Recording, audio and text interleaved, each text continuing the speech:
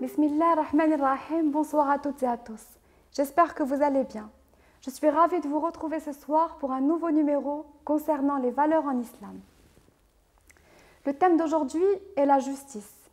Et tant de choses ont été dites et peuvent être dites à son sujet. La justice renferme toute vertu, s'il s'agit d'une justice, d'une juste mesure et non d'une stricte justice. Un poète turc disait « Pour que la mort soit juste, il faut que la vie soit juste ». Et dans les frères Karamazov, on peut lire « Si le juge était juste, peut-être que le criminel ne serait pas coupable ». Un autre penseur estime que la justice peut marcher toute seule et que l'injustice a besoin d'arguments. Un dernier estime que la justice, c'est la bonté mesurée au millimètre. Mais en islam, nous ne mesurons rien au millimètre, car les règles juridiques sont claires. Il vaut mieux se tromper en pardonnant que de se tromper en sanctionnant. Et aussi le doute profite à l'accusé toujours. La justice divine est une justice de miséricorde et d'indulgence, de pardon et de clémence, et que tous ceux qui prétendent l'inverse se demandent pourquoi, devant chaque sourate, Dieu nous rappelle sa miséricorde. Bismillahirrahmanirrahim, si ce n'est que pour nous en imbiber et nous en imprégner. Dieu est témoin des paroles et des actes émanant de ses créatures.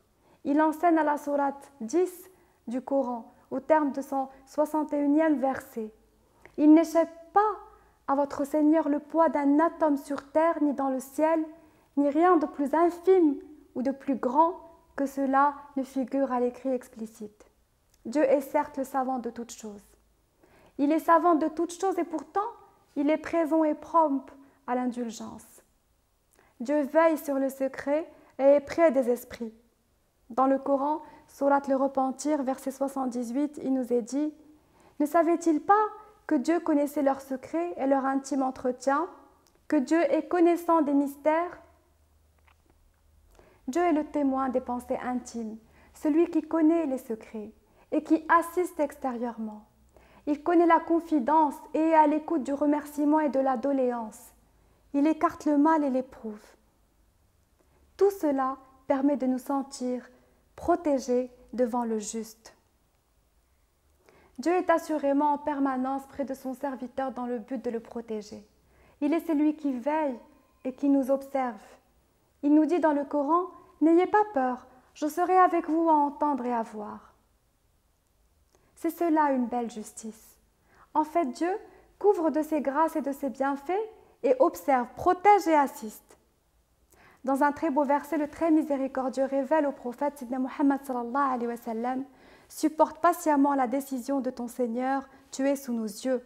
Célèbre les louanges de ton Seigneur quand tu te lèves. » Dieu couvre, abrite et protège. Dieu dit également de lui « Être ce que nous pensons de lui qu'il est. » Aussi, si nous ressentons sa présence et sa protection, si nous confions en son assistance, nous serons à tout jamais préservés. Dieu est en définitive le témoin, le vigilant, qui sait et connaît l'effort que tout croyant fournit pour être proche de lui. Il s'approche davantage de l'homme, jusqu'à être, comme il nous est dit dans un hadith sous forme de métaphore, l'œil par lequel il voit et l'oreille par laquelle il entend. Se sentir ainsi couvert est déjà le paradis. C'est pour cela que le paradis est miséricorde. Ces exemples révèlent et expriment l'invisible. Dieu est intime avec l'homme. Et cette intimité, cette relation unique avec Dieu, est l'ambition, le désir et l'intention de tout croyant. Dieu connaît tout, il est partout. Ceci nous est révélé dans le verset qui suit.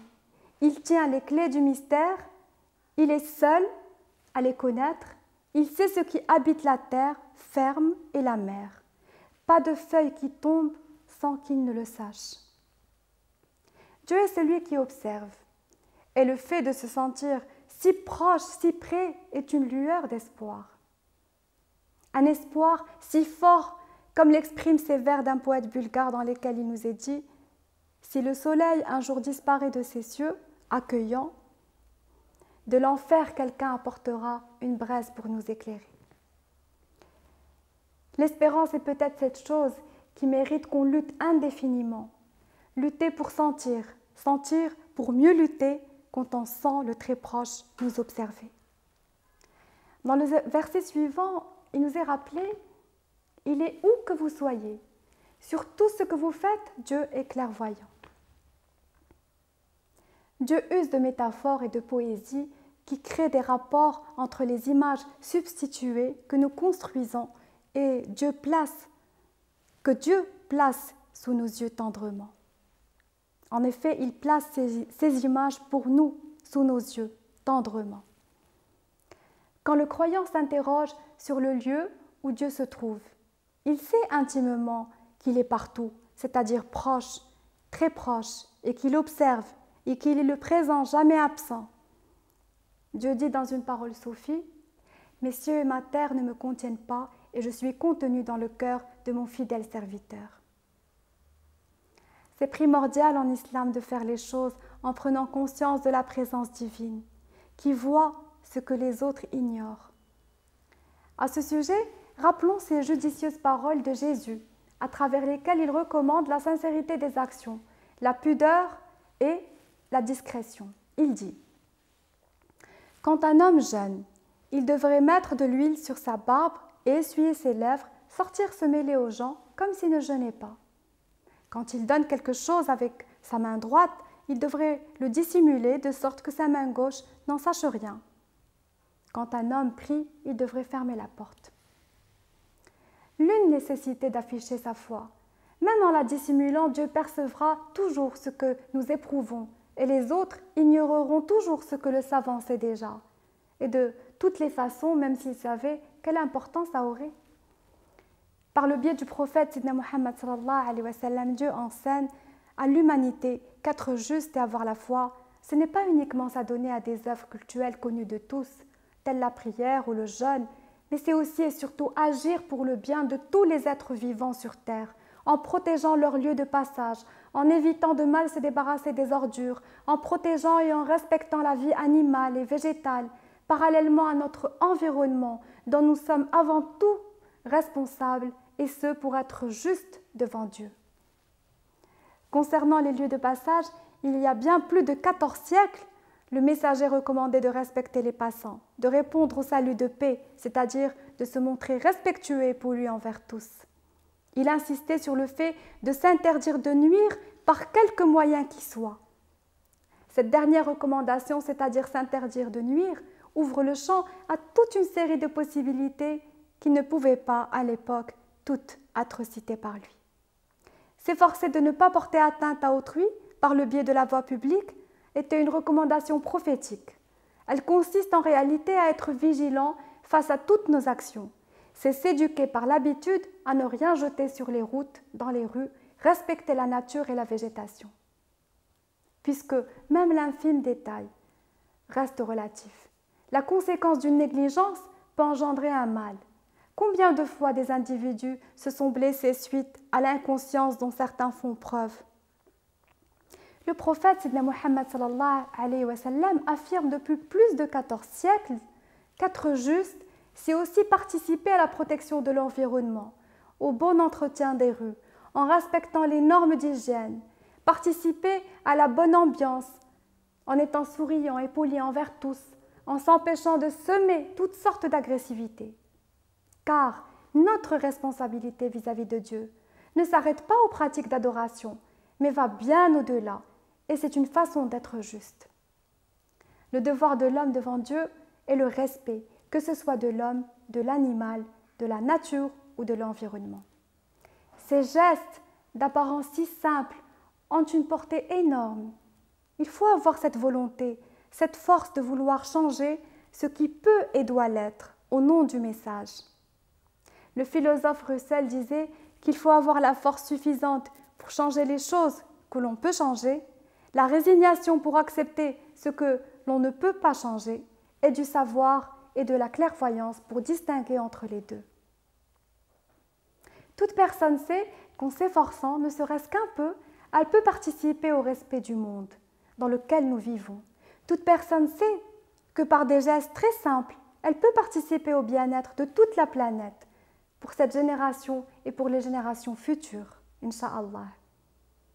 Et face aux miracles que nous offre la vie, nous avons certes tendance à ne plus nous émerveiller, à considérer comme normal tout ce qui nous est accordé, comme l'eau par exemple, ou encore les plantes, les arbres, si bien que nous oublions que nous avons à l'égard de la terre et de tout ce qui est animal et végétal des droits, mais surtout des devoirs.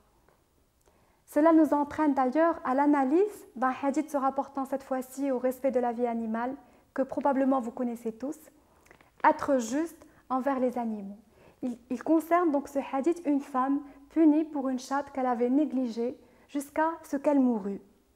Le récit nous enseigne qu'à cause de cette chatte, cette femme sera privée de la miséricorde de Dieu, à moins que le Très-Haut n'en décide autrement. N'ayant ni nourri ni abreuvé l'animal et l'ayant tenu enfermé, elle l'empêcha de consommer ses proies. Cette femme tortura la chatte en se comportant d'une façon inhumaine à son égard et par son acte transgressa les prescriptions divines qui consistent à respecter la vie en général. Ainsi, le prophète Sidna Muhammad sallallahu alayhi wa sallam incite les gens au respect mutuel et commande de respecter la terre et non de la polluer sans cesse, sans prendre conscience qu'en la polluant, nous la détruisons et en agissant de la sorte, nous nous écartons des recommandations de Dieu. Pour finir, Dieu a doté la nature de ressources innombrables pour nos besoins matériels et il nous appartient de les utiliser après un choix judicieux dont nous avons l'entière responsabilité. D'ailleurs, cette destruction progressive de l'environnement n'a pas une influence uniquement sur notre état physique, mais également sur notre psychisme et par conséquent sur notre évolution spirituelle elle-même.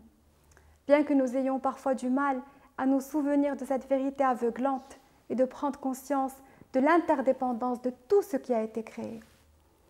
Le croyant, en tant qu'être responsable, a, comme il a été dit, l'humilité de ce qu'il est et l'orgueil de ce qu'il peut devenir et mieux faire, en respectant la charge qui lui est confiée et en se consacrant avec enthousiasme et sérieux et abnégation au devenir de la planète.